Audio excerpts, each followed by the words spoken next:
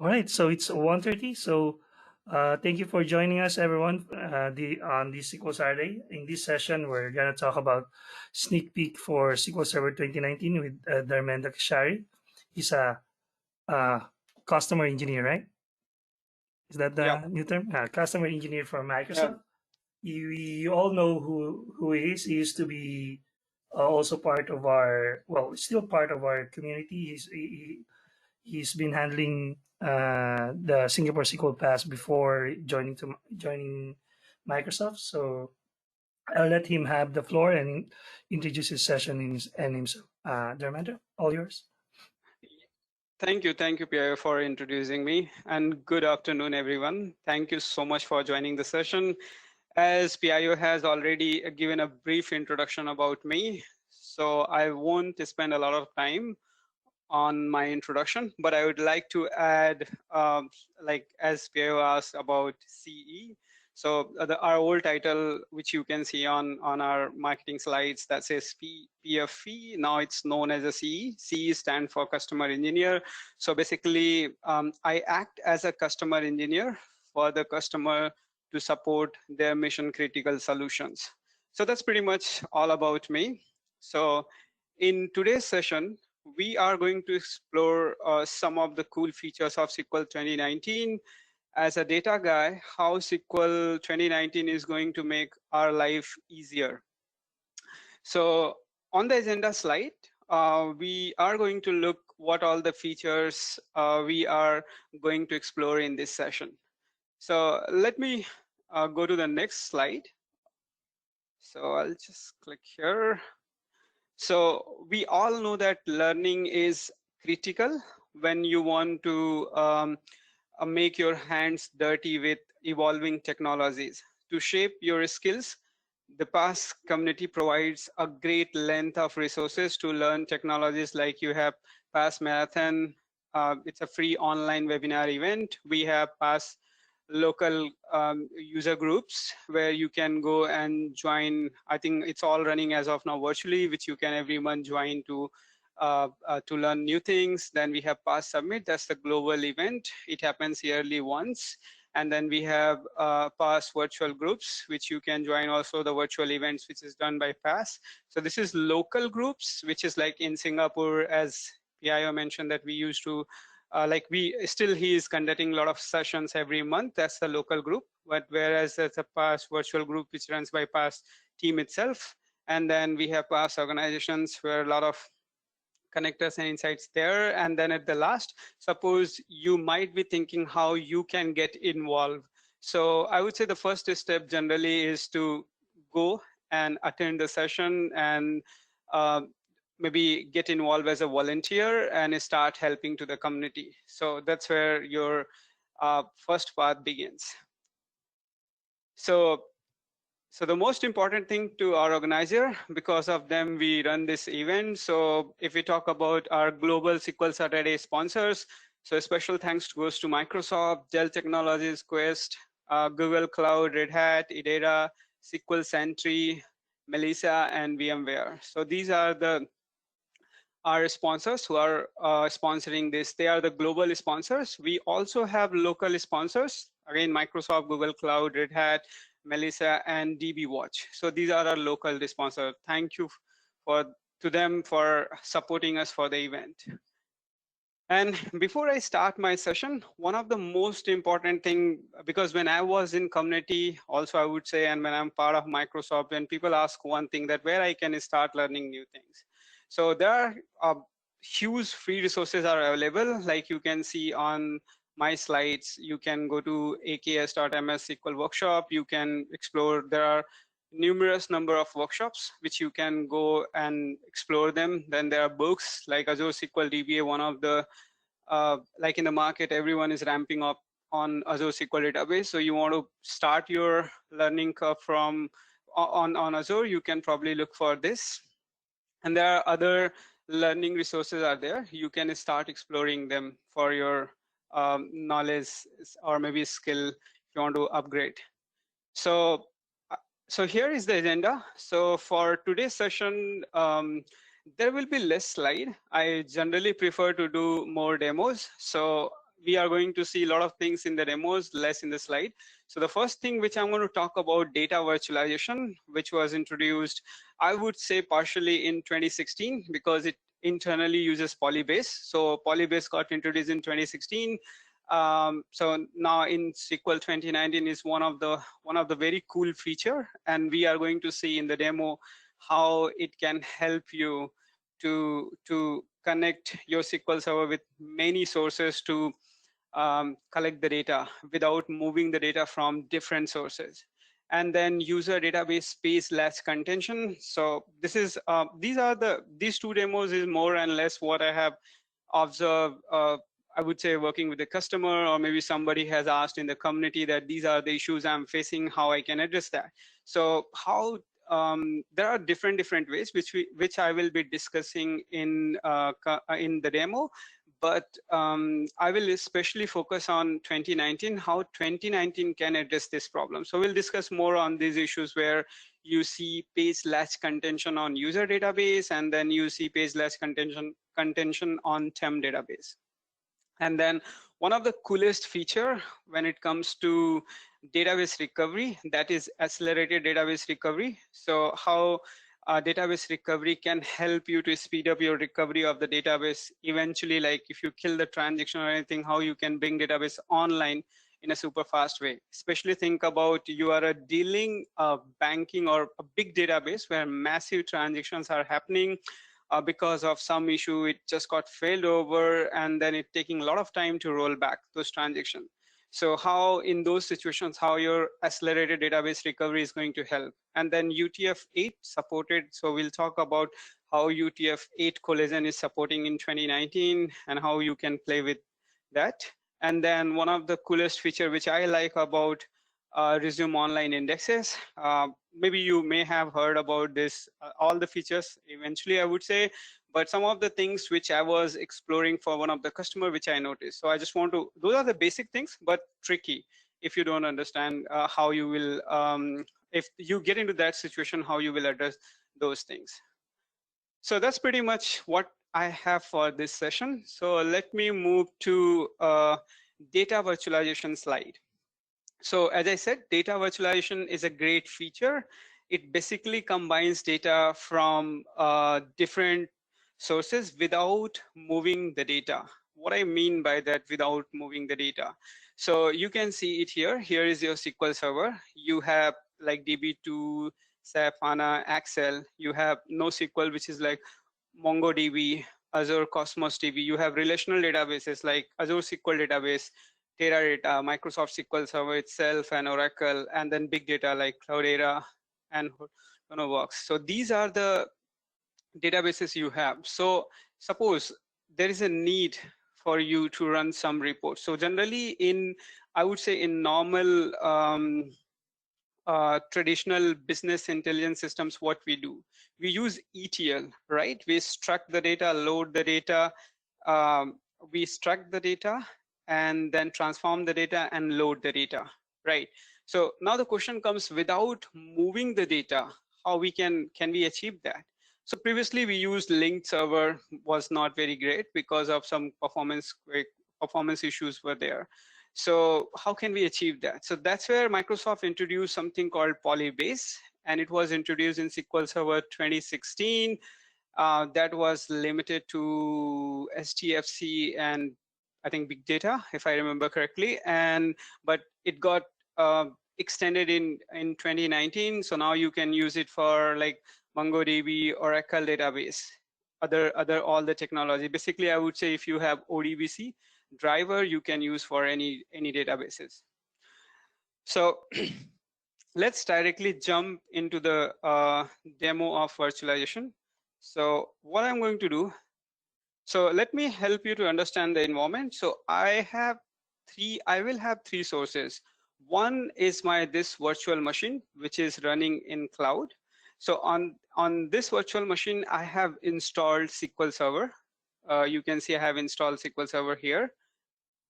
And the next environment I have is my Azure SQL database. So I'm just connecting to Azure Portal using app, And if I go to servers, so this is SQL Server, so those SQL servers. So if I click here, you can see I have 3 instances. So if I go to this SQL Server instance, this is logical instance. And if I go here, SQL database, I have 3 databases here. So one environment, which is my or SQL, which is running on-prem, you can say, which is running on this VM. Another environment, I have Azure SQL database, which is this database, Azure SQL DB. And then the third environment I will have is virtual machine, where it says Oracle Love SQL Server. Basically on this virtual machine, which is running Linux, and on that I'm running Oracle database, which is here. So I'm going to open my script and I'm going to connect this on-prem SQL Server with my Azure SQL database and also my Oracle database, which is running on Azure VM. So let me open those scripts. So here are my scripts. I'm going to open both here. So let's first set up the environment. So as I showed you, this is my instance. So what I'm going to do, I'm going to connect to my Azure SQL database. So let me select that database. This is the name. You can double verify. Here is this name. So once I collect it, I'll just verify the name of the instance. Yep, that's the one where I created the database. And I have to select the database manually because use command doesn't work here. So I need to select this database. Let me click here. Let me connect here also in the SSMS so that you can see what I'm doing. So here I have one database where I don't have any tables. So I'm not going to play with this database and this database also. You can see I don't have any table. And if you look at this database, which is Azure SQL database, and if I go to tables, you can see there is a one table. So no problem. I'm going to drop this table here. So let me run this query and let me show you. So you can see I don't have any table. So I'm going to simply create a table there and I'm going to check the table got created and I'm going to insert 4 records. So once record inserted, just make sure the data is there and I can double verify the data is here. So till now what I have done for Azure SQL DB instance. So let me do the same thing for Oracle. For Oracle, I'm not expert on Oracle database, but there is a very good documentation on Microsoft website. So let me quickly go through. So if you follow this link, you can simply deploy Azure SQL database on VM, Azure VM. So you go here. So this is the process to deploy Azure SQL database in Azure VM. So I'm not going to talk about, you can do either GUI or you can follow this command to do it. So the most important portion is this one, create the database. I'm creating Oracle database. So I have done this already and I already followed this. The reason why I did it proactively, because this steps is going to take around maybe 10 minutes. So I don't want to waste that time here just creating the database, but that depends on like what kind of server specification you are defining. So whatever server I selected, based on that, it took around 10 minutes. So I have followed all these steps here. Okay. So what I'm going to do, I'm going to open Putty and I'll go to my Azure Portal and I'll just search for virtual machine. And this is my virtual machine. And I'll look for my private IP. So let me copy this private IP and paste it here. And I'll just type my username and this is my password. Okay, sorry, let me type the correct password. So yeah, I got connected, right? So I have written the steps to make things easier. So I'm just going to follow that script. So I just wanted to show you what is my host name. So here is my host name, which is, you can see, Oracle of SQL Server. So I'm going to connect as a sudo user, sorry, I'm going to connect as an Oracle user. So I'm just going to do that sudo Oracle. Let me key the password. So I got connected. And I just want to make sure my listener is started. So I'm going to run this command and it says it's already running. I see already started. Let me set variable. So I'm going to run this command and I'm going to run this. So what I'm doing, it's already on website. In case you have any doubt, you can just follow the website. I'm not going to explain those steps in detail here because that's already well documented on the website. Okay, so now I'm going to connect as a sysdba to SQL Plus. So you can see I'm already connected here, Oracle database, which is 12c standard edition. Okay, now I just want to make sure my instance is running. So I'll just fire. If it is not running, I will start up that. So it says already running. Now I'm going to set my database, which is PDB1. So I'll set the container database PDB1. Let me go here. Sorry. Okay. So it's already set. Now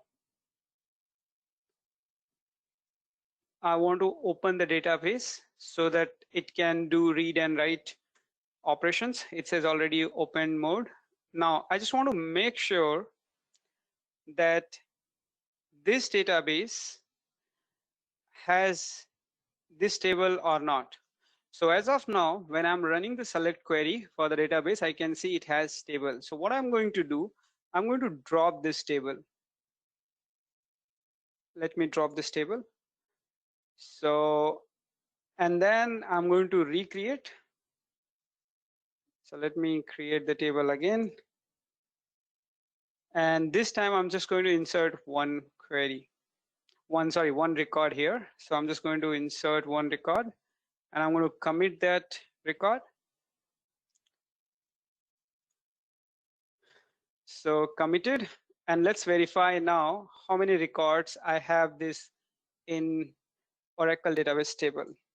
So you can see I got one record in this table now. So till now what we have done, we have set up our Azure SQL database instance and we are also ready with our Oracle database. And in the Oracle database, we have one table. So we have two different resources. Now, what I'm going to do, it says connect to on-prem SQL Server. So I'm going to change my connection. So let me change the connection to my on-prem SQL Server. So I connected here. And as of now, you can see here on-prem SQL Server database has on-prem database. So I will just drop this database and create it here. So it will drop and recreate the database. And I'm going to use the database and create a table. So let's go here and refresh it. So you can see I have one table. And most important thing, because we are going to talk to different resources, do I have any external table as of now? No, I don't have. And also just wanted to show you that if I go to this, server objects, and I go to the link server, so I don't have any link server also, just for your information. So again, I created the table on my on-prem database, which is on-prem DB. And in that database, I'm also going to insert 4 records. So if I query the database, you will see 4 records here. So till now, we are ready with our environment. So we have 3 environment on-prem, Azure SQL database, and we have your Oracle database, 3 different sources we have. Now, as I said, data virtualization is all about accessing the data without moving the data. Means you are not going to move the data from Oracle to SQL or your Azure SQL database to your on-prem database. Okay, so let me start. So what I'm going to do, I want, because when I as I said earlier, that you want to use the data virtualization. For that, you must have Polybase service installed, feature installed. So I just want to make sure that my Polybase service is running. So I'm just going to use SQL CMD and I'm going to run this. So it will open my configuration manager, and you can see my SQL Server is running also, and these are the services which are running. So my SQL Server Polybase data movement service is running, and SQL Server Polybase engine is running. So these two services are running. Now, so even though services are running, you have to enable Polybase. So I'm going to enable here. So I have enabled. Let's verify it has been enabled or not. So you can see the running value currently in effect for this option is 1. It means Polybase has been enabled. So now we have environment and Polybase is running, and you have enabled that service. Now let's virtualize the data for your Azure SQL database. Means, can I read the data, Azure SQL database data in my on-prem database? So what the step which I'm going to follow here, this you can follow using, let me close this all. Sorry, I just need to disconnect. So you can follow this using GUI if you find commands are not easy for you. If you go to Azure Data Studio, and if you connect to your instance, so you remember this is my on-prem instance which I just connected, and you want to configure data virtualization. For that you have to install extension which is available. So you can see I have already installed, that's called data virtualization extension. So once you enable this or install this, go to the database. So for example, this is my database. Once you click on, right click on that, it will show you virtualized data. And here, whatever I'm doing here, so you can see the first option is data source. What is my data source? So in that case, I was using Azure SQL instance. So you can see from GUI still we have limited option, right? Not all the options are there. So like, for example, if I want to, my data source is Oracle, just select the Oracle, go here and key the set master key. So if you look at here, so I'm also doing setting up master key. So we already know because I told you that I'm setting up for Azure SQL database. So for that, I'm going to run this query and I need a master key. That's what this GUI option also says. So let me just quickly go to next step. So I'm just keying a password here so that I can move to the next tab. And here you need to provide your external data source, your host number, host name, your service name, and then what kind of credential name you want to provide, all those details. So I'm not going to follow this.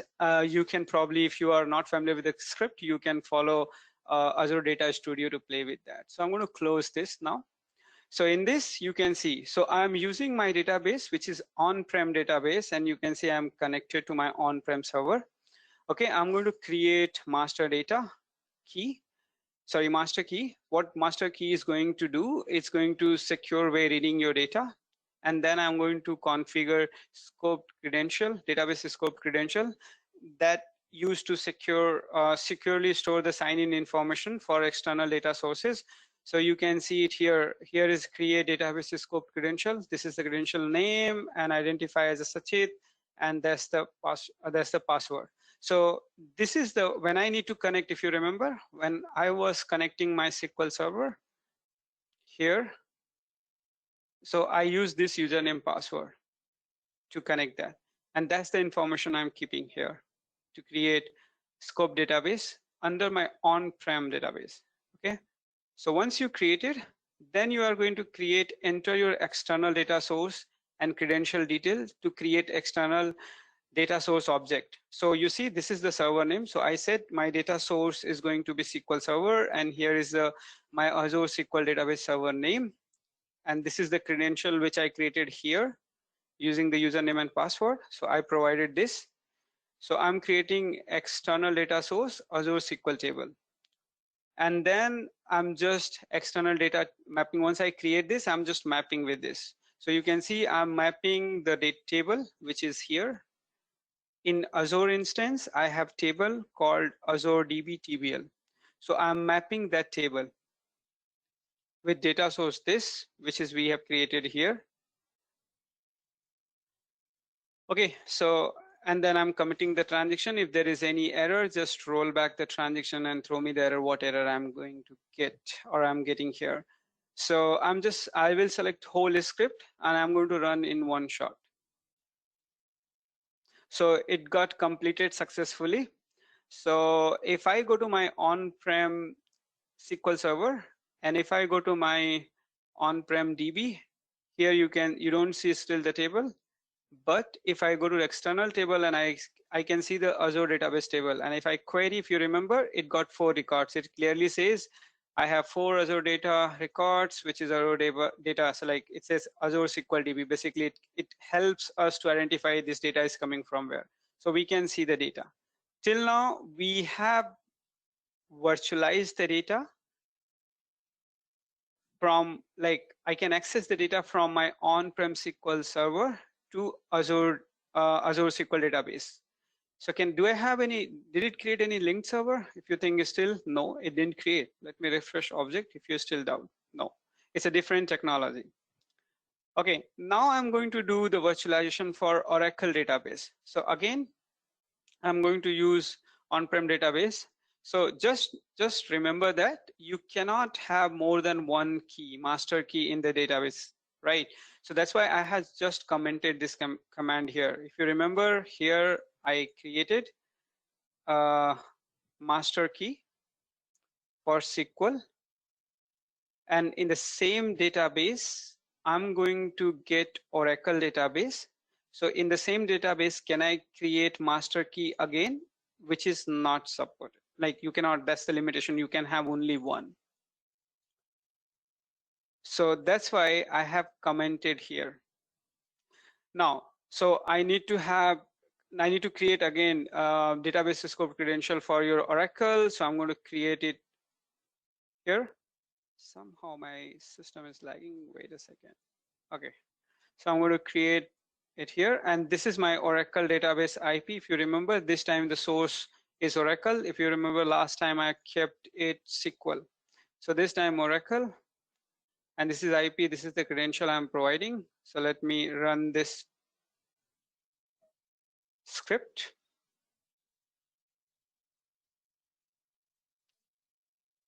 Now I'm going to external data table mapping. I'm going to do external data table mapping. So you can see it here. It completed successfully. So can I read data from Oracle? Yes, if you remember, I just inserted one record in Oracle database. So PIO, any question till now? No question yet. I think you can go ahead. Okay. Okay. So let me refresh it here. So you can see you have 2 data sources. One is your Oracle table. Another one is your Azure SQL DB table. So if I run this query, you see I'm getting just one record, not 4. We know why, because I'm doing inner join and it's looking for matching for this ID, and Oracle database has one ID. That's why I'm getting one record. So what I'm going to do, I'm going to insert 3 more records in my Oracle database table. So I'm going to insert one record and second record and then third record. And then I'm going to commit it. And let's run the query and see how many data you see. So you can see it's almost live data. So that's one of the challenge which I find with ETL process. Almost 80% cases, it's not the live data. Maybe it's lagging for 1 day or 2 days. Then another challenge, what we see, like we need extra disk space, right? Which is burning a lot of money for that. And then you can see here, we are creating all secure kind of, you can see you are creating scope database credential, means your data is not exposed. Basically, it's a secure, right? But there are chances, ETL process, there are chances data can be exposed. So we have pretty straightforward, like how we can read data from 2 different sources using SQL Server. Now, the one of the questions which people ask that, can I insert the data? I know I can read the data using Polybase. Can I insert data from here to Oracle table from SQL Server? So let me try to run this command, and it says no, DML operation are not supported with external table. So basically you cannot insert. So this was for Oracle. How about, can I do it for SQL? So let me do it for SQL. It's also not supported for your Azure SQL database also. So I have one, we know one default asymmetric key we have. So I just want to show you here. If you go to the master database, and if you go to security and go to asymmetric key, you have this key. So remember, I created only two scoped credentials. You can see that information from this sys and sys, I believe it's a function or view. Just let me quickly double verify.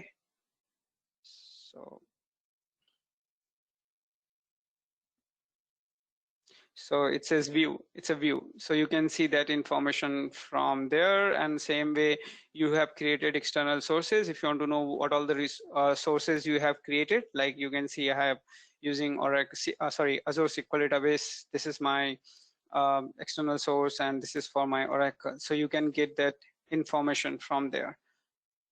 Okay, so that's pretty much about data virtualization.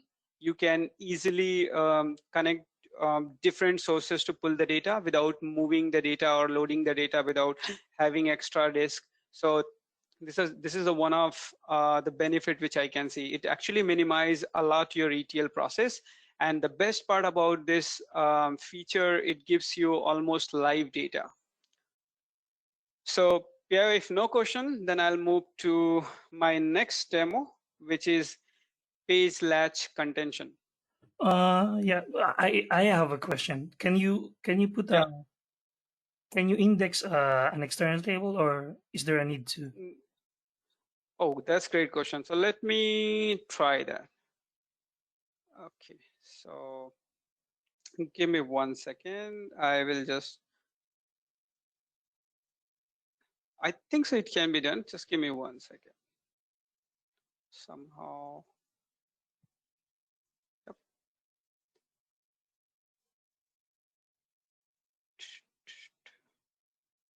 Let me go to my demos folder and rebuild, because I have scripts there.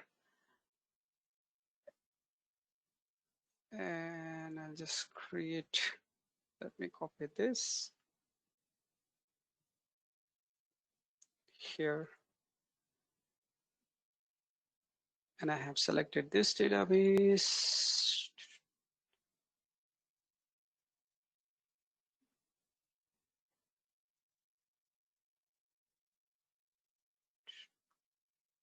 TView, and let me put it ID, not city name.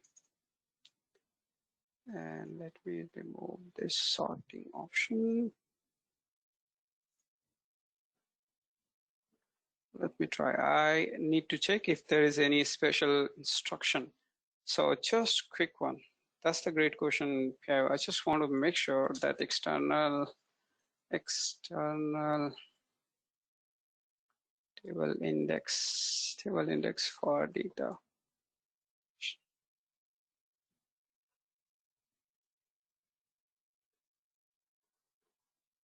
I'll just take 1 minute, and then if I get a quick answer, I don't think so. It's possible. Maybe I can take this offline, Pierre, and answer that one. Okay, so any other question, Pierre, on this? No, I think you can go and continue. Okay. Thank you. So let's go to the next demo, which is UserDB page latch contention.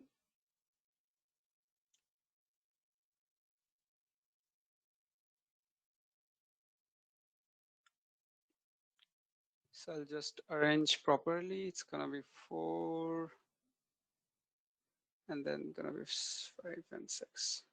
Sorry.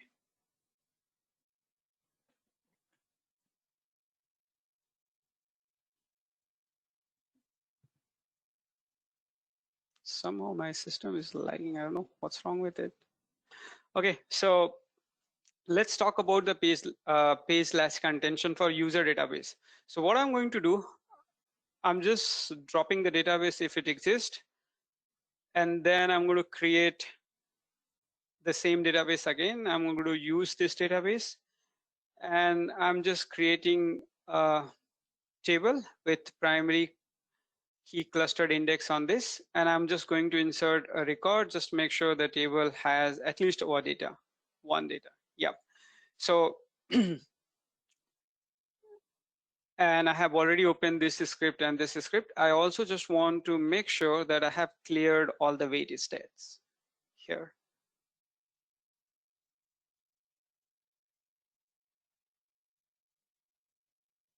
And then I'm going to open our OS stress tool, which is, it is going to basically generate the stress on SQL Server. So what I'm going to do, I'm inserting, if you see, I'm just inserting, I'm doing just single inserts where I'm running these many virtual threads, and each thread is going to run 500 times. So basically I'm going to generate the stress on this table where I have primary key. So what happens, it does not have a lot of data. So one page will be experiencing page latch contention issue. So let me insert that. So let me run this command, and you see here it's started running. So let me run this query to see the load is coming. Yes, you can see almost 500 user concurrently inserting the records into that table. You can see this is the table where I'm inserting records, and you see all are waiting for wait type, log wait type. So you can see all are waiting for latch contention. So means think about a scenario where you have OLTP environment where suddenly because of COVID, a lot of people, they move to their apps now 100%. They are running like mobile apps, maybe web apps, maybe websites to do all sort of transactions, right? Where people were like, take an example of bank. So people were visiting branch. Now everyone is doing everything on using mobile. So the number of transactions, the workload got increased, and suddenly they started experiencing this problem. So what are the solutions we have to address this problem? So we have a couple of solutions. If I quickly just Google it here, and I say page latch contention SQL Server 2019. So if I just click one, or maybe better word to search for something called optimization for sequential. So let me go and search that word here. And you will get one KB article behind the scene how it works. And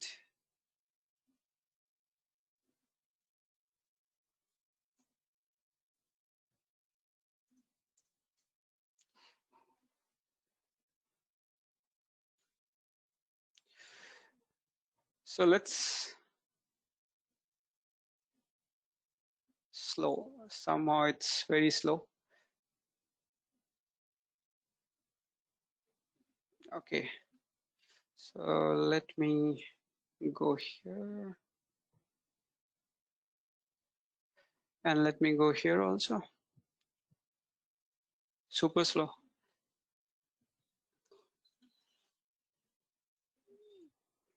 So you look at this. So this is the similar situation which I just generated.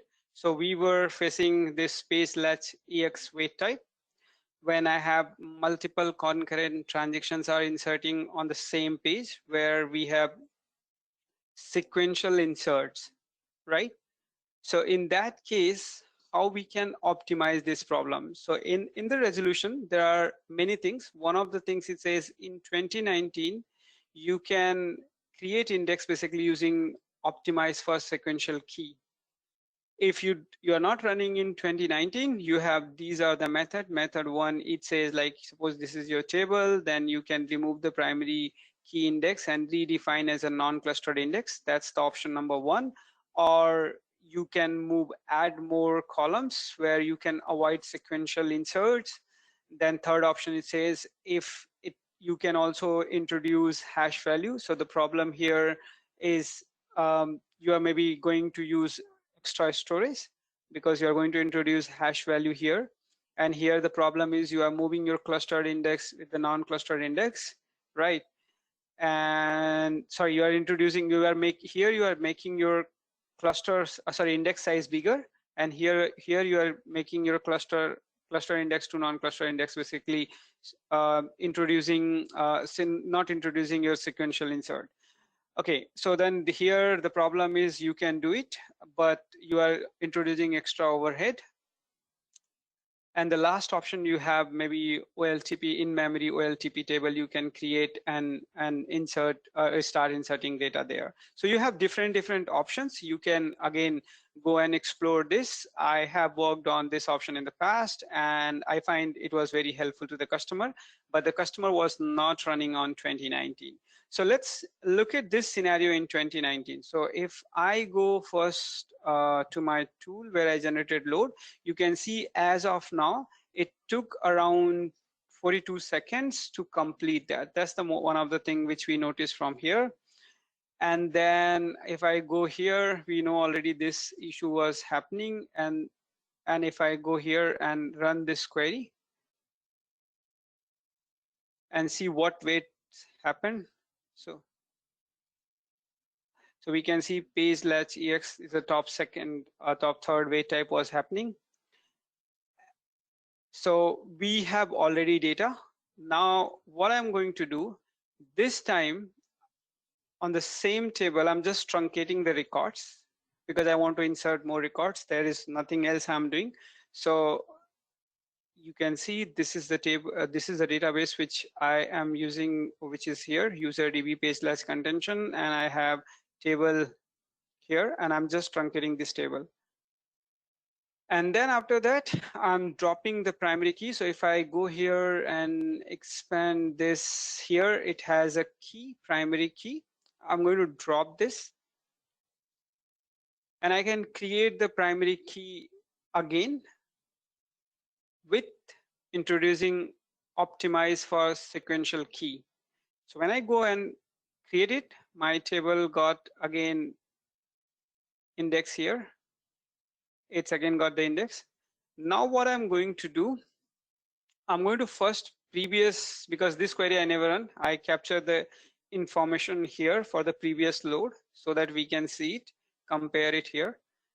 So here I'm just going to clear the wait stats one time here so that I can capture the latest data.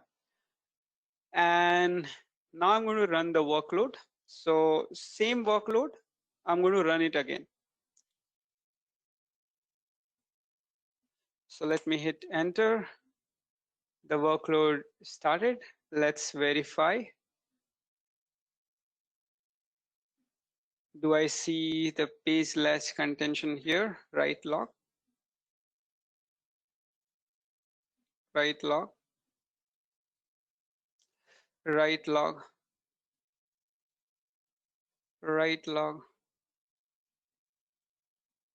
No, I don't see that. So let it finish. So do I see any improvement in terms of processing the records? So write log means more and less my disk is not very performing, and that's where it's waiting for a log records to be completed. So it's completed. Now let me copy this. So when I go here and copy on my tool here, so once I enable that, I mean to say optimize for sequential key, and you can see it just took 40 seconds. In the past, it took around 52 seconds. So you have reduced your same load almost 12 seconds, and it matters when you are dealing with OLTP environment. So it is very optimized. But what about the wait type? So there is some different wait type I'm seeing here, right? What is that wait type? Basically, this wait type, what it does, it controls the thread flow. Means now it won't send requests to all the threads and they are getting choked up. It will figure it out that which one has processed the request. Let me send the request. So controlling thread will wait type you will see more, whereas your page latch EX has reduced a lot. So now the question comes that will it fix your problem or not? Definitely it's going to fix your problem, but if you have massive this issue is happening at the massive level, means you have a huge data insert and it's still happening, probably you have to first test it properly, and then you need to think about other options that can I explore, like hash value or changing the index, including the column, or having different index. So any question till here? That was pretty much a UserDB page latch contention issue, and how we can address this just by introducing optimize for sequential key in the index creation time itself, and that issue get disappeared, almost get disappeared. So Pierre, any question on this? No, it looks like there's no question yet on the chat. Okay, thank you for confirming that.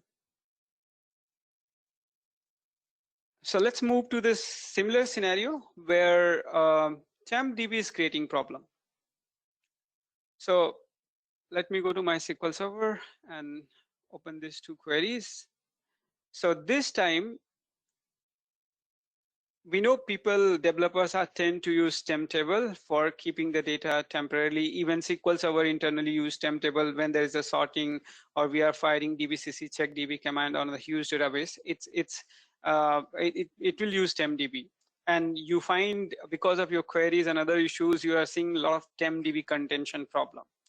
So what I'm going to do in this demo, I'm going to generate the Tempdb contention problem. So first I'm going to create drop this database if it exists, and then I'm going to create the database and let's use it. In that database, I'm creating a store procedure. So I just created a store procedure. What this store procedure does, basically, it actually runs this sys.message table, and it inserts 10 records with 3 columns into this temporary table. So that's what this store procedure does. So what I'm going to do, I'm going to run this store procedure many times so that I can generate Tempdb contention issue. So you can see here my query, which is checks the workload, what type of wait type is happening. So now I'm going to I'm going to open again a stress tool, and I'm going to run the load. So let me clear this.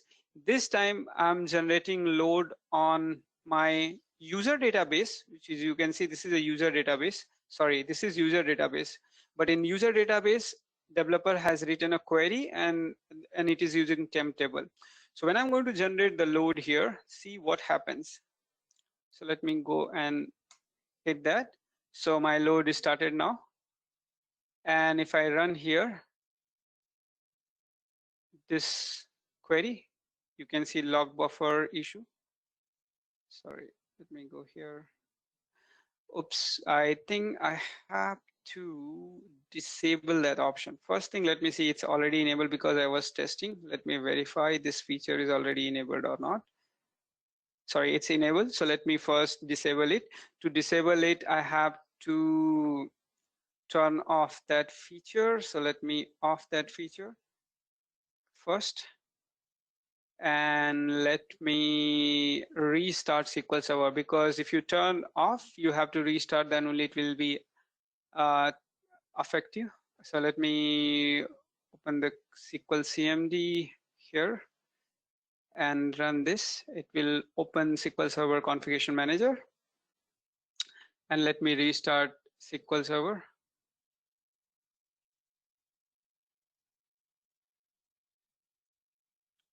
So it takes few seconds to get restarted.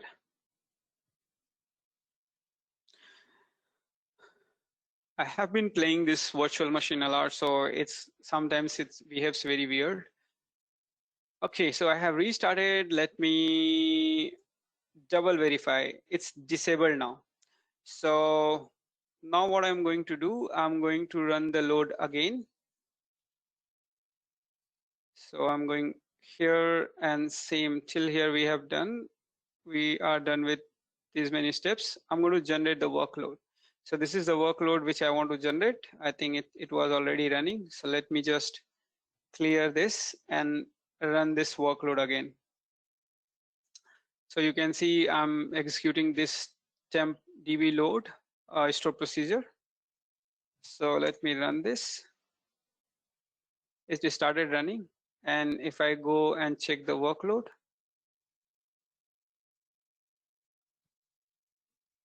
you see Tempdb latch up, and you can see here resource 2 means your temp database, and it has on the file number 1 and then page number 3. So this is where you can see this is the contention, Tempdb contention is happening. You can see still the workload is running and we are seeing. So it's done now, the workload is completed, and it took around 20 seconds to complete that workload. So let me copy this and put it here. So what I'm going to do, I'm going to enable this feature called memory optimized Tempdb metadata feature. So I'm going to enable this feature, and then you have two options. Either you can do it this way, or you can configure, use sp configure to enable that. And so once you enable that, you have to restart SQL Server. That's where it will take the effect. So I'm just going to restart my SQL Server again. So I would say it's not like easy thing in production, because you have to wait for your downtime if you want to enable it when you are running your production database on SQL 2019. So once, okay, it's done. And let me double verify the what status it says. So if I run it, it says enabled, and I'm going to generate the same workload. So I'm not even going to copy that. I'll just say back arrow and then run it. So you can see here, do I see any contention? No, I don't see any contention issue. So let it finish. So I can see little here. Let me run it again.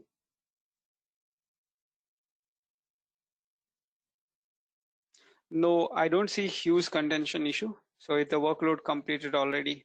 So you can see within 16 seconds, we have, first thing, we have fixed that contention, Tempdb contention problem. And on top of that, we have also reduced our execution time. So you can see here, it was previously 26 seconds. And once you enable this option called memory optimized Tempdb metadata option, and then you just saw that it actually reduced almost 10 seconds. So it is one of the great feature. Again, even you have enabled and you see contention is still contention on Tempdb. My recommendation would be just work with developer to figure it out why they are using aggressively, maybe a temp table or temp variable, or maybe they are using maybe a lot of sorting they are doing. So you have to figure it out why it's happening to further tune it if this option doesn't fix your problem. Okay, so if you have any question on this, if not, then I will move to accelerated database recovery. There's no question yet, but let me just remind you of the Okay. time. It's 7 more minutes. Okay, thank you. So I'm going to directly just talk about accelerated database recovery. So in this demo, which we are going to see, how like you are dealing with a big transaction, and if somebody says to you, kill the transaction, how you can roll back those transactions fast enough. So this feature basically allows you to do that. So what I'm going to do, I'm going to create a database called ADR test, and with the size of I have data file which is 2 GB and the log file which is 3 GB, so that I don't want to get into the situation where my data file is growing and causing slowness. So I want to have enough size of database where I can just do my simulation without hitting the situation where I'm my data and log files are growing. Once it gets created, then I'm going to set the database recovery model simple. By default, it is recovery model is simple, but I'll just make sure that it is in simple recovery model. Then I'll select the database, and in that database, I'm going to insert around 100K records. So I'm going to insert 100K records in the table now. So once it finished, then I'll just make sure that it has 100K records. And then I will also make sure by default this accelerated database recovery option is disabled, and which is disabled. So you want to use it, you have to enable it. So by default it is disabled, but I'm running a query to make sure that it is actually disabled.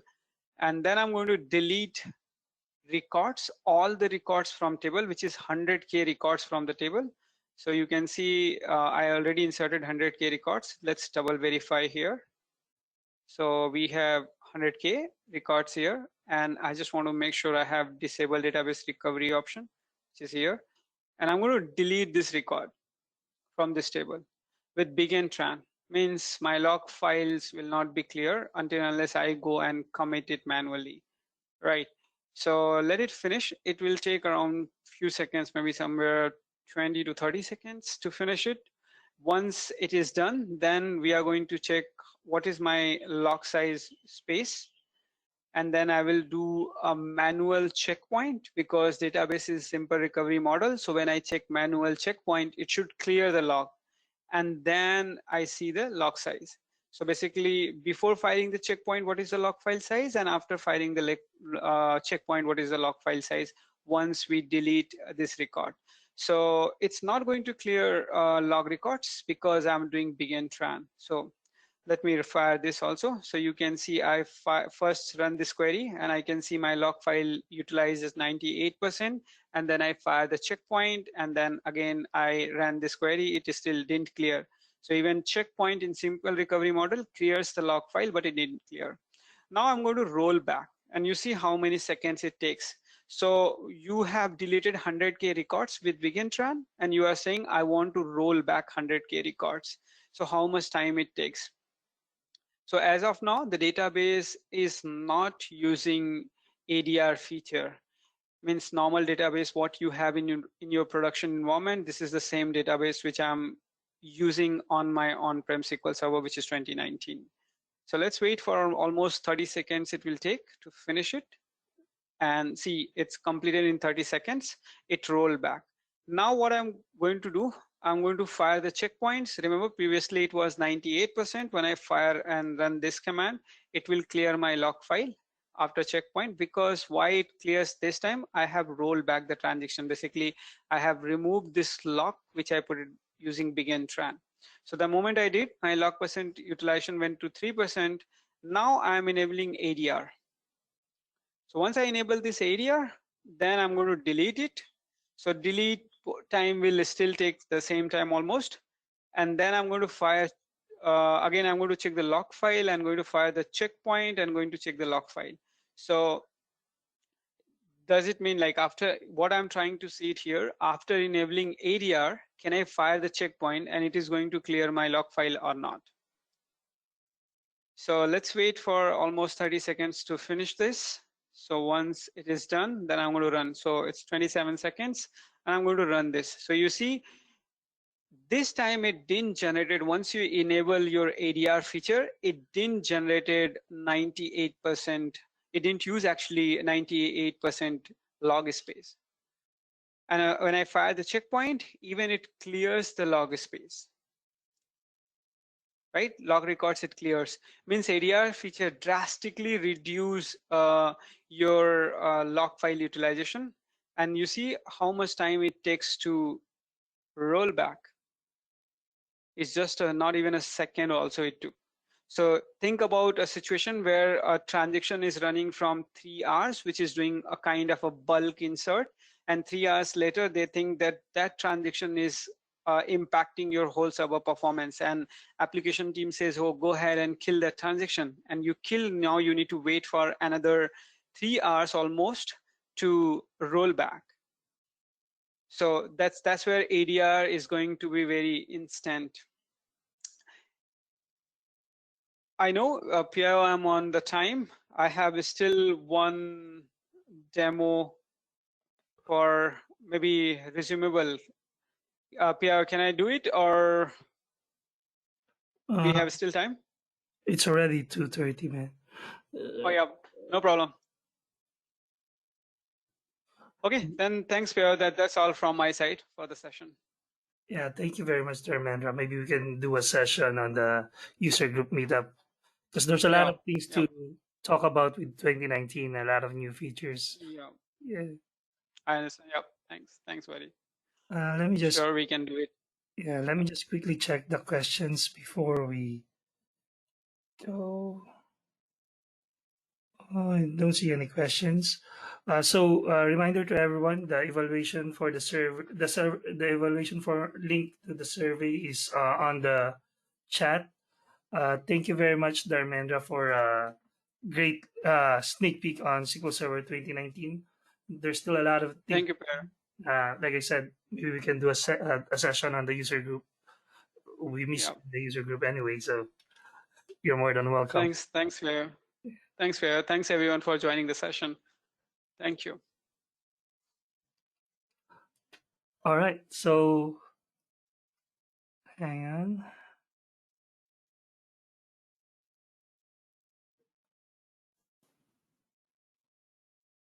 Right, so with that, thank you, Dharmendra. Uh, Thank you, PIO. Let me just switch to our next Sure. speaker. I'm just going to yep, I'm just going to close this. Okay, thank you. Thanks everyone. Bye. Yeah. So everyone, the evaluation link for Dharmendra's session is on the chat. Make sure you submit your evaluation survey so that our speakers can have feedback on their presentation. And if you have any questions for them, you can direct them in the chat. Direct them in the evaluation survey.